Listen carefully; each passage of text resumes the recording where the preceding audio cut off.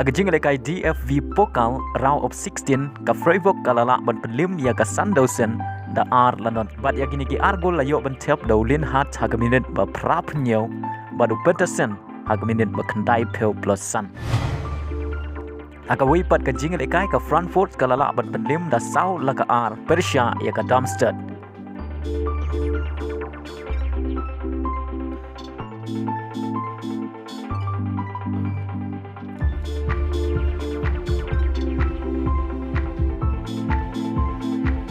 Aga jing lekai Serie A ka Juventus kala Kurbiang ya ka Jingjob adin bagalala ban pelim ya ka Salernitana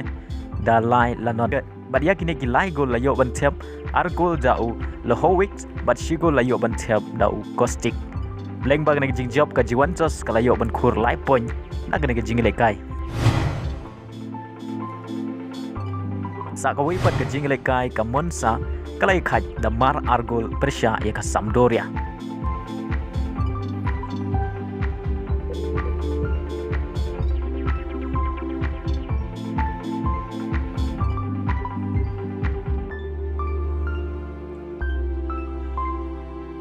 Aga jing lekai La Liga ka Vallecano kalala ban penlim da Arlanot Persia ya ka Almeria ya gini ki argol la yo ban tep kawai kadai ka ungol bat kawai pat la yo ban tep da Garcia.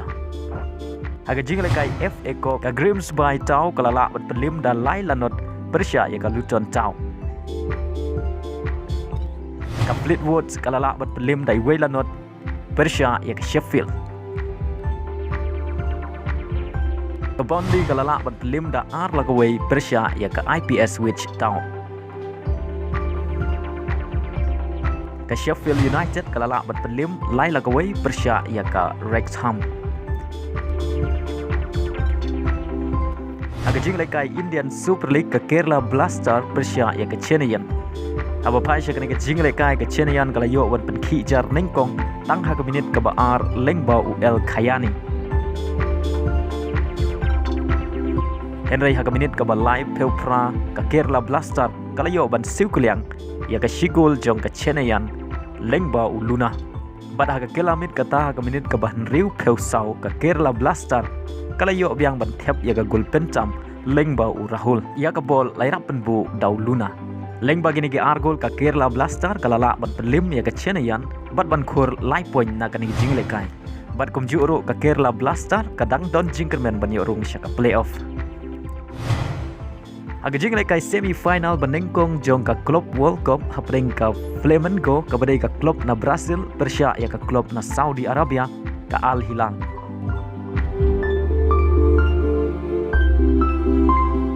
Aba pai sya ka jing lekai ka Al Hilal kalayo ya ka penalti tang maris dang ka jing lekai bad ya ka penalti la kencat dau Al Dausari kata ka minit ka basau bad Al Dausari u klem penle no ya ka penalti. Henry haga minit ka ba arpeu lengba u Pedro ka Flamengo kalayo ban siukuliang ya ka Shigul jong ka Al Hilal